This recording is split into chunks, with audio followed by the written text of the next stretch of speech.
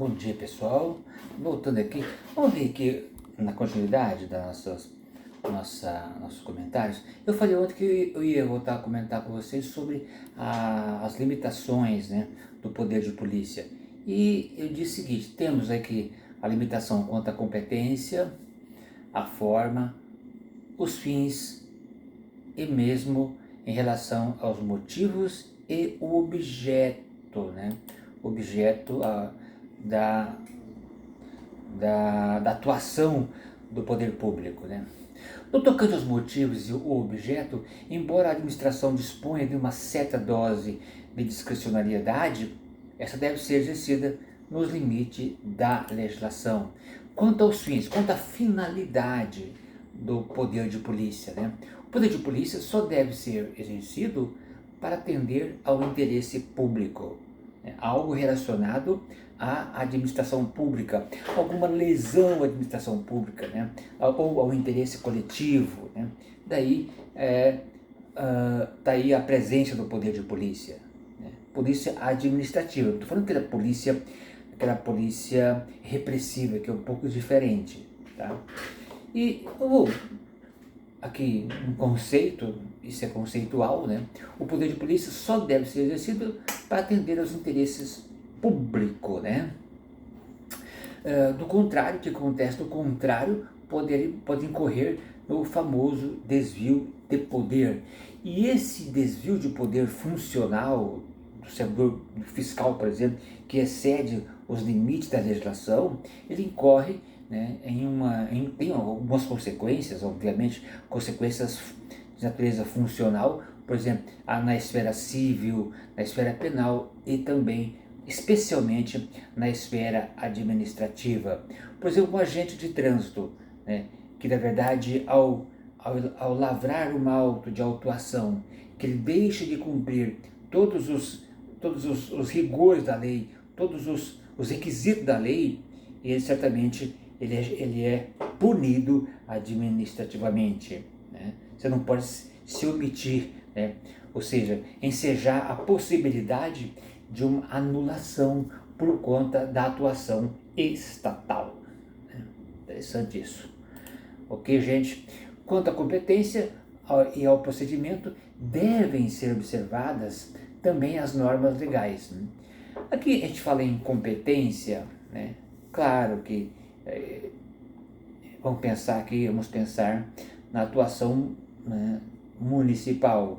Obviamente que são aquelas questões envolvendo a municipalidade, né? Aí tem que olhar a legislação, qual que é até que ponto se pode atuar, né?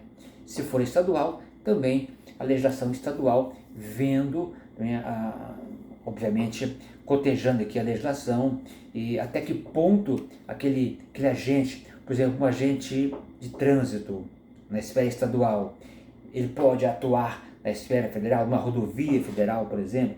Um policial rodoviário federal, ele pode atuar, por exemplo, numa blitz, né, do estado, então tudo isso tem sido analisado, tá? Até aqui a questão da competência, né? E já quanto ao objeto, ou seja, quanto ao meio de ação, a autoridade sofre limitações, mesmo a lei possibilitando várias alternativas possíveis. Quando a gente fala de ato discricionário, o gestor, o administrador, ele tem, na verdade, um leque de possibilidades, né, de atuar. Ele pode escolher o caminho A, o B ou C. Eu vou atuar. Obviamente que dentro também da limitação legal, né? Pode extrapolar isso. Dê uma lida, peço que você leia esses conceitos, vê lá no direito administrativo.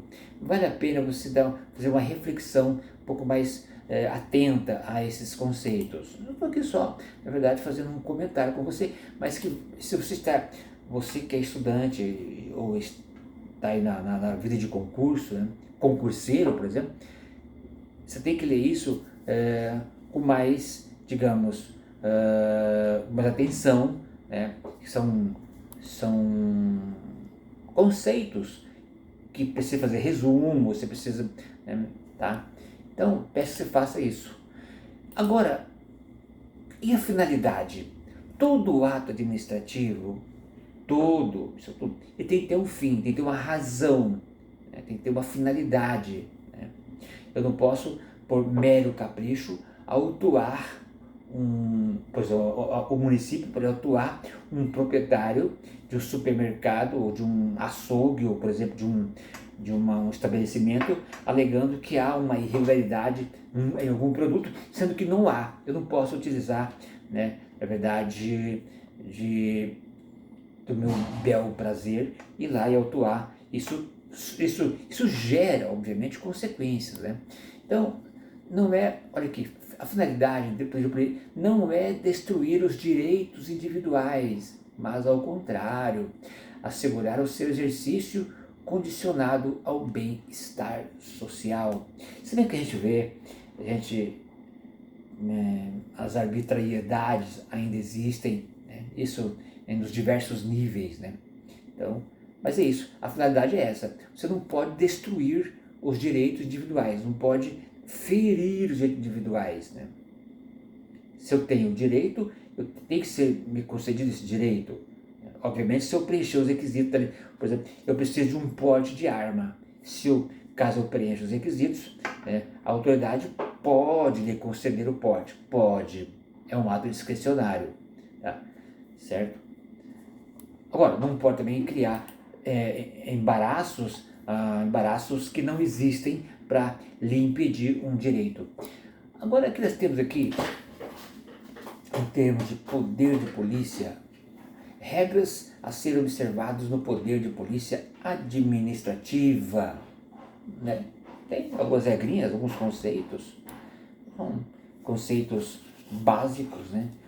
Por exemplo, temos aqui a regra da necessidade, em consonância com a qual a medida de polícia só deve ser adotada para evitar ameaças reais aos prováveis ou a provável perturbação do interesse público, né? Então, a necessidade a regra da necessidade é essa, em consonância com a qual a medida só deve ser adotada para coibir, para desfazer uma ameaça ou evitar um dano maior, né? Essa é a da necessidade, né? E tem também que da proporcionalidade. Obviamente, todo ato administrativo ele, ele, ele exige uma proporcionalidade de ação, né? Significa que se há uma relação necessária entre a limitação e o direito individual e o prejuízo a ser evitado, há uma proporcionalidade, né? Então, por exemplo, uma interdição de um estabelecimento comercial, a autoridade ela pode utilizar da proporcionalidade apenas interditar parcialmente só o local que está oferecendo um certo risco. Então, o poder de polícia, o gestor, ele tem que ter essa percepção, né, quanto da proporcionalidade. Não posso me exceder, não significa que tem que haver uma relação necessária de limitação, né, do cidadão, né? E tem também a da eficiência, né, no sentido de que a medida deve ser adequada para impedir o dano ao interesse público. Será que essa eficiência, olha que interessante essa questão da eficiência, essa regra da eficiência, todos nós sabemos que ela é bastante questionada, né? No sentido de que a medida deve ser adequada para impedir o dano ao interesse público.